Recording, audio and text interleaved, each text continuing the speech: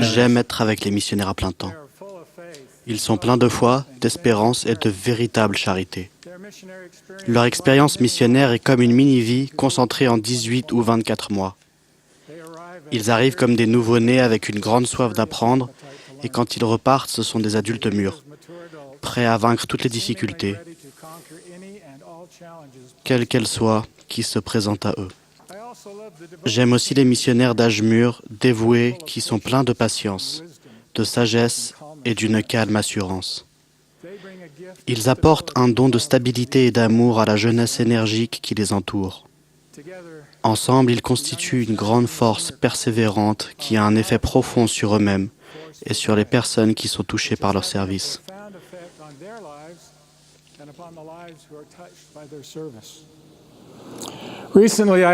J'ai récemment écouté 2 de ces formidables jeunes missionnaires parler de leurs expériences et de leurs efforts. Ils réfléchissaient aux personnes avec lesquelles ils avaient pris contact ce jour-là, et dont certaines étaient plus ouvertes que d'autres. Ils se demandaient « Comment pouvons-nous aider chacune à avoir le désir d'en savoir plus sur notre Père Céleste? Comment les aider à ressentir son esprit? Comment leur faire savoir que nous les aimons ?» J'imaginais ces deux jeunes gens 3 ou 4 ans plus tard, après la fin de leur mission. Je les voyais ayant trouvé leur conjoint éternel et œuvrant dans un collège d'anciens ou instruisant un groupe de jeunes garçons. Alors, au lieu de penser à leurs amis de l'Église, ils se posaient les mêmes questions concernant les membres de leur collège ou les jeunes qu'ils avaient la charge d'édifier. Je voyais comment leur expérience missionnaire pouvait être appliquée et servir de modèle pour instruire d'autres personnes tout le reste de leur vie. Quand les membres de cette armée de disciples justes rentrent chez eux dans de nombreux pays, ils peuvent apporter une contribution clé à l'établissement de l'Église. Nous vous remercions, missionnaires fidèles. Léhi, prophète du livre de Mormon, a pu se poser les mêmes questions avec ses missionnaires en écoutant les réponses de ses fils à l'orientation et à la vision qu'il avait reçue. Et c'est ainsi que Laman et Lémuel, les aînés, murmuraient contre leur père. Et ils murmuraient parce qu'ils ne connaissaient pas la manière d'agir du Dieu qui les avait créés. Nous avons peut-être tous ressenti la même frustration que Léhi avec ses 2 fils aînés. Face à un enfant à la dérive, un ami de l'Église qui ne peut pas s'engager ou un ancien potentiel passif, notre cœur se serre contre celui de Léhi et nous demandons « Comment puis-je les aider à ressentir l'esprit, à l'écouter pour ne pas être captés par des distractions du monde ?» J'ai à l'esprit 2 écritures qui peuvent nous aider à trouver notre chemin au travers de ces distractions et sentir la force de son amour.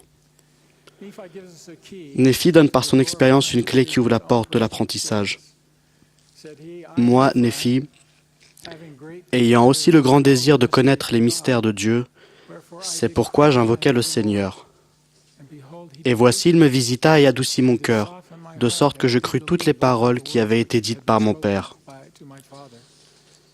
C'est pourquoi je ne me rebellais pas contre lui comme ses frères.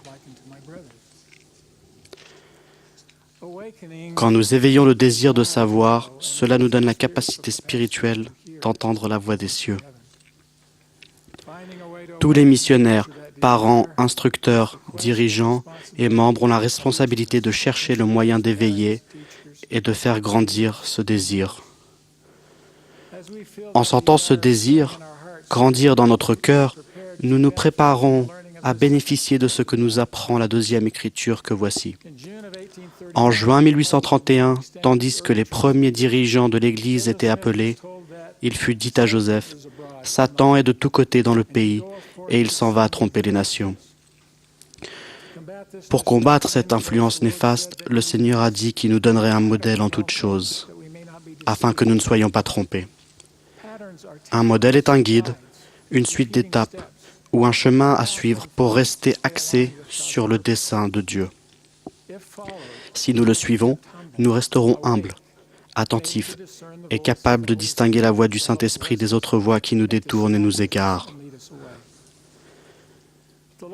Puis le Seigneur nous dit, « Celui qui tremble sous ma puissance sera rendu fort, et les fruits qu'il produira seront les louanges et la sagesse, selon les révélations et les vérités que je vous ai données. » Une humble prière faite avec une intention réelle permet au Saint-Esprit de nous toucher et de nous aider à nous souvenir de ce que nous savions avant de naître dans la condition mortelle.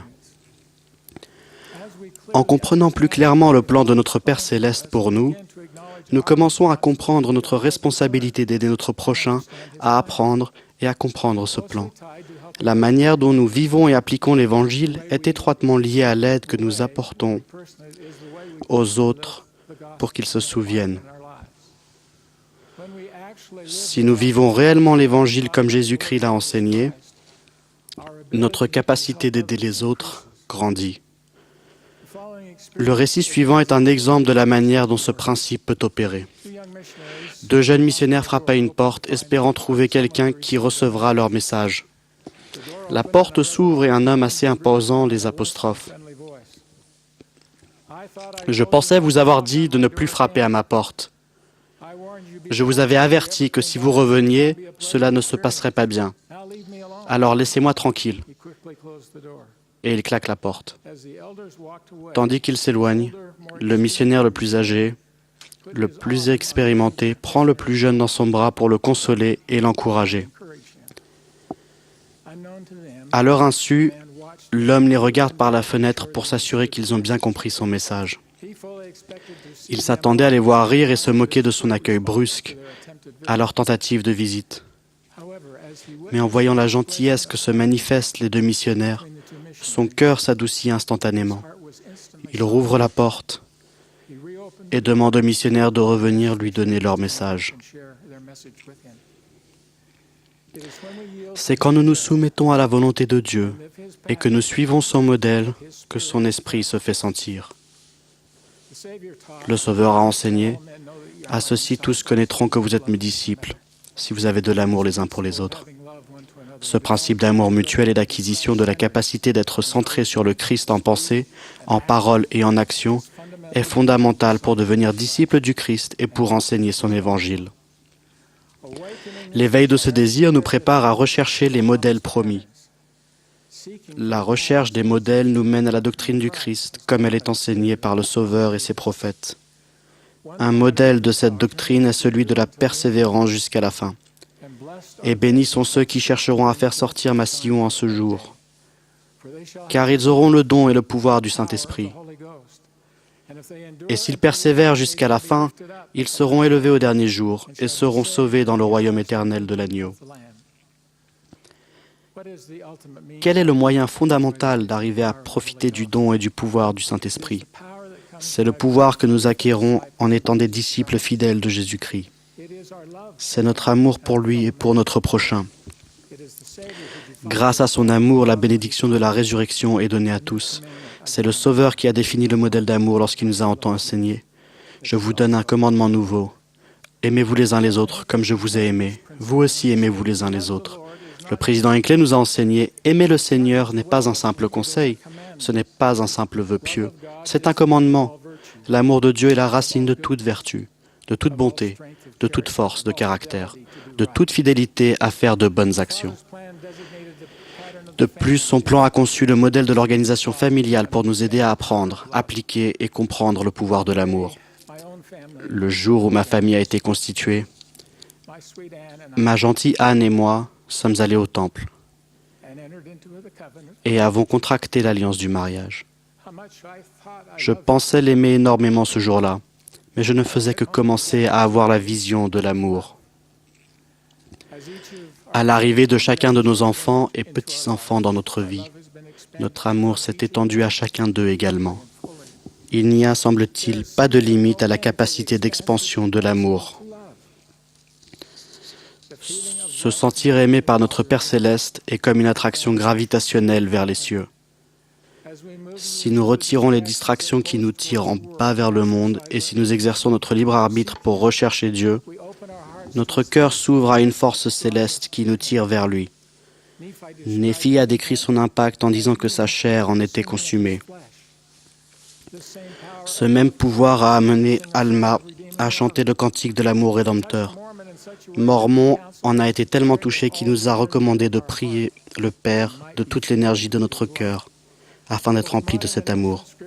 Les Écritures anciennes et modernes sont remplies de rappels de l'amour éternel de notre Père Céleste pour ses enfants. Je sais que notre Père Céleste a constamment les bras tendus, qu'il est prêt, toujours prêt à entendre, à prendre chacun de nous dans ses bras et à lui dire de sa voix douce et perçante, « Je t'aime ». Grâce au modèle divin de la famille, nous comprenons plus pleinement comment notre Père Céleste aime véritablement chacun de nous de manière égale et pleine. Je témoigne que c'est vrai. Dieu nous connaît et nous aime. Il nous a donné une vision de son lieu saint et il a appelé des prophètes et des apôtres pour enseigner les principes et les modèles qui nous ramèneront à lui.